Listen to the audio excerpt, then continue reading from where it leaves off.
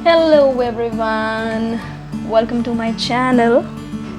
कौन सा वाला है? I have two channels, let's learn with DA and other is funzilla.com। तो आई थिंक मैं ये वीडियो लेट्स लर्न में डालूँगी। लेट्स लर्न में इसलिए डालूँगी क्योंकि वो एक लर्निंग चैनल है और स्टडी चैनल है, और फनजिला पे मैं ज़्यादातर पेंटिंग्स वगैरह डालती हूँ। जो मेरा 100 days challenge of making Disney character चल रहा है, मैं वो डालती हूँ। तो अभी मुझे कुछ दिनों से कैलीग्राफी का शौक़ चढ़ा हुआ है। फ्री थी तो मैंने सोचा मैं भी कैलीग्राफी कर लेती हूँ। आर्ट तो बहुत कर रही हूँ, ड्राइंग बना रही हूँ, कार्टून्स बना रही हूँ, तो सोचा थोड़ा सा हैंड राइटिंग भी थोड़ी सुधार लेते हैं। तो कैलीग्राफी जो है मैं ट्राई नहीं करती, मतलब हम लोग चार्ट्स वगैरह बनाते हैं तो उस पर भी लिखते हैं, तो फिर मैंने सोचा यहाँ पे भी लिखना शुरू कर देती हूँ, तो ट्राई करते हैं। तो फिर मैंने कहा ट्राई कर रहे हैं। तो कल संडे था, तो संडे में मैंने पूरा दिन कैलीग्राफी सीखने में लगाया। कम से कम भी 5-6 फॉन्ट्स मैंने लिख दिए। तो फिर मैंने सोचा थोड़ा सा आपके साथ भी थोड़ा शेयर कर लेते हैं।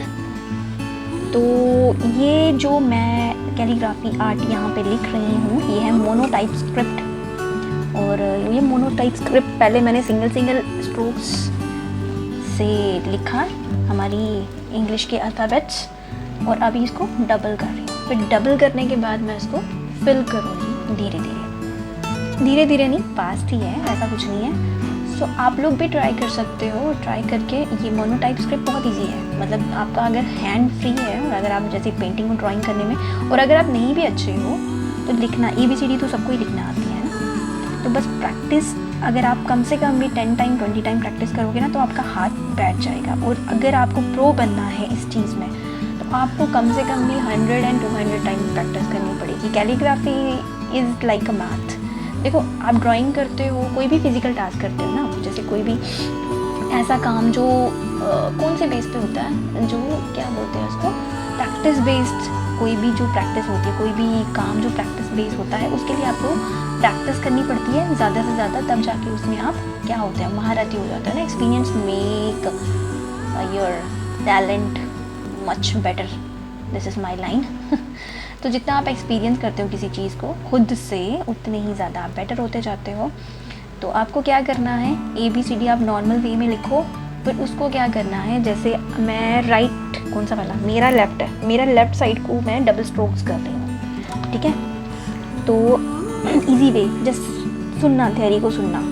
मैंने ABCD लिखी, ठीक है। फिर उसको मैंने जो लेफ़्ट साइड में स्ट्रोक्स दिए हैं, ये एस थोड़ा सा ये होता है, व्हाट इज़ दैट, कर्वी होता है, तो इसको थोड़ा सा ध्यान से लिखना पड़ता है।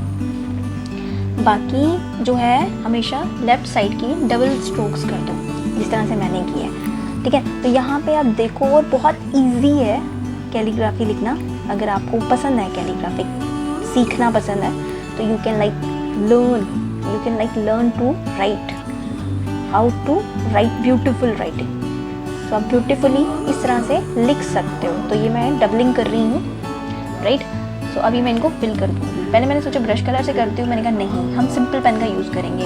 अच्छा, एक और चीज़, हाँ, कैलीग्राफी के लिए हम लोग देखते हैं वीडियोस में वगैरह में, बहुत जगह देखते हैं कि ना वो रहता है, कैलीग्राफी के लिए डिफरेंट पेन रहते हैं। मेरा भी बड़ा मन कर रहा था उनकी वीडियोस देख के ना, कि मैं ग्लास पेन खरीदूँ, फिर मैं दूसरे पेन खरीदूँ, फिर मैं और भी कैलीग्राफी के जो पेन होते हैं हार्ड वाले वो खरीदूँ। बट अगर हम लोग सिंपल पेन से कैलीग्राफी कर सकते हैं, तो हम क्यों खरीदें, है ना। मतलब अगर आप प्रोफेशनल हो, पहले तो आप जब सीख रहे हो तो पेंसिल से लिखना स्टार्ट करो, ठीक है। अगर आपकी हैंड राइटिंग नहीं अच्छी है, तो आप पहले पेंसिल से लिखना स्टार्ट करो। रोज़ कम से कम नहीं, जो इंग्लिश के अल्फ़ाबेट्स हैं, कम से कम भी आपको 10 टाइम लिखना है। मैं ज़्यादा नहीं बोलूँगी, 10 टाइम आप रोज़ लिखो। हैंड राइटिंग ब्यूटीफुल बनानी है तो कम से कम भी 10 टाइम लिखो, ठीक है। 10 टाइम लिखने के बाद रोज़ बोला मैंने, कम से कम महीने में तो कितना हो जाएगा, महीने में 30 होते हैं, 300 टाइम्स तो हो ही जाएगा।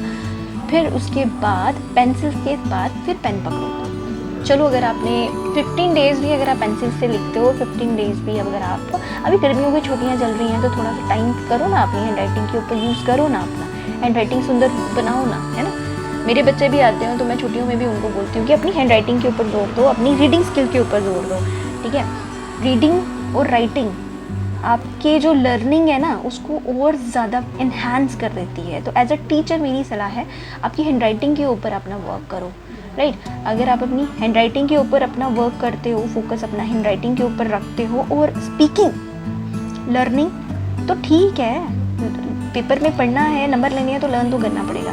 तो अपना स्पीकिंग स्किल, राइट, और अपना जो हैंड राइटिंग स्किल है उसको बेटर बनाओ। वो प्रैक्टिस से बनेगी, बिना प्रैक्टिस के नहीं बनती, जादू से कुछ नहीं होता, ठीक है। जादू से ये हमेशा, मेरे 1-2 बच्चे जो हैं जो थोड़े से ऐसे नॉर्मल मीडियम रेंज में होते हैं, जो बच्चों को भी हम लोग थोड़ा सा अब वो कर देते हैं, ग्रेडिंग कर देते हैं। एक होते हैं ब्रिलियंट होते हैं और एक होते हैं एवरेज। जो एवरेज स्टूडेंट होते हैं वो क्या करते हैं, कहते हैं हम लोगों ने पढ़ लिया, हम लोगों ने देखा और देख के पढ़ लिया।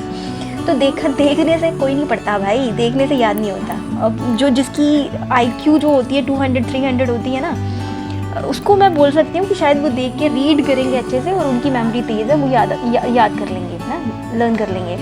बट तुम बोलोगे एवरेज माइंड के साथ कि मैं देख के पढ़ लेता हूँ और मुझे लर्न हो गया, तो ऐसा कुछ भी नहीं होता। आपको लिखना पड़ता है। तो अगर आप लर्न करके लिख ही रहे हो तो अच्छी हैंड राइटिंग में लिखो ना।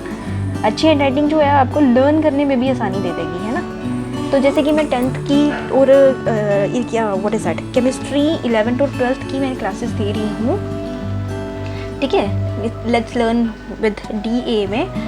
तो उसमें अगर आपको पढ़ना भी है तो पढ़ने के लिए आपको अपने नोट्स खुद से तैयार करने चाहिए। हमेशा खुद से नोट्स अगर आप रेडी करोगे तो वो चीज़ आपके माइंड में भी बैठेगी, है ना। लर्निंग करने के लिए हमेशा 3 इंद्रियां, जिसको बोलते हैं 3 सेंसेस, को हमेशा एक्टिव रखना चाहिए। जैसे आईज़ हो गई, ठीक है, आपका हैंड से क्या होता है, स्किन टच होती है, आपकी स्किन, और आपका ब्रेन, और ब्रेन आपका सेंसिटिव एक जो कंट्रोल करता है माइंड को। तो आपको लर्निंग आँखें, और अगर आप मुंह से बोलोगे उसको, ठीक है, लर्न करते करते आप बार बार उसको रिपीट करोगे। 3 इंद्रियां बोला ना, स्किन हो गई, ठीक है ना, सेंसेस, 3 सेंसेस कौन से, स्किन, आइज एंड आपका माउथ। अगर आप तीनों से काम लोगे तो आपका लर्निंग जो है लेवल थोड़ा सा इंक्रीज़ हो जाए, थोड़ा क्या बहुत इंक्रीज़ होगा, बहुत ज़्यादा परसेंटेज से इंक्रीज़ हो जाएगा, ठीक है। एंड सेकंड थिंग, प्रैक्टिस तो बहुत ज़रूरी है। तो हर चीज़ में प्रैक्टिस तो करनी पड़ती है, बिना प्रैक्टिस के कुछ नहीं होता, ठीक है।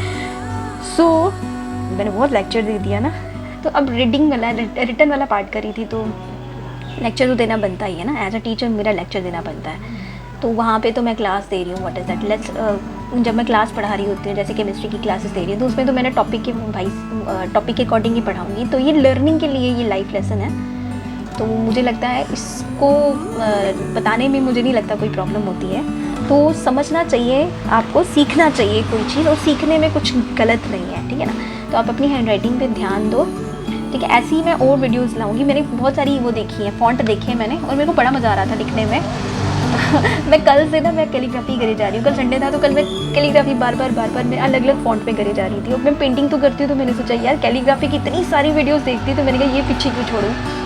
सो मैंने इसलिए इस पर थोड़ा सा वर्क करना शुरू कर दिया, और फिर देखा कि मेरा रिजल्ट बहुत अच्छा आ रहा है, ठीक है ना। तो अगर मैं फर्स्ट टाइम करके अगर मैं लिख सकती हूँ, तो आप लोग क्यों नहीं लिख सकते हो, है ना। जब आप इस तरह से लिख के, अगर आप अपनी बुकलेट जो है, आंसर शीट इस तरह से लिख के सुंदर, मतलब ज़्यादा टाइम नहीं, लंबा पेपर ऐसा नहीं करना है, इसमें आपको थोड़ा फास्ट होना पड़ेगा, और फास्ट प्रैक्टिस से होगे, ऐसे फ्री में नहीं होंगे, ठीक है।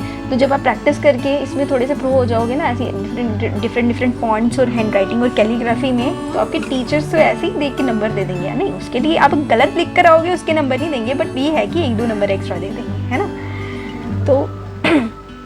तो होपफुली आपने इन्जॉय किया होगा ये देखना, है ना। मज़ा आया ना आपको कैलीग्राफी देखने में और मेरे साथ करने में। और आप भी सीखो, आप भी लिखो, ठीक है ना। जिस तरह से मैंने लिखा है, जिस तरह से मैं भी सीखा है, तो आप भी सीखो, तो आपको बड़ा मज़ा आएगा खुद से भी कैलीग्राफी करने में, ठीक है ना। सो मैं क्या फिर से बोल रही हूँ, मैं फॉन्ट लिखने के बाद मैं उसको डबलिंग करके उसको शेडिंग कर देती हूँ, राइट। तो मिलते हैं next time, see my videos, thank you, bye. Like करके जाना और कमेंट भी करना, ओके, थैंक यू, बाय।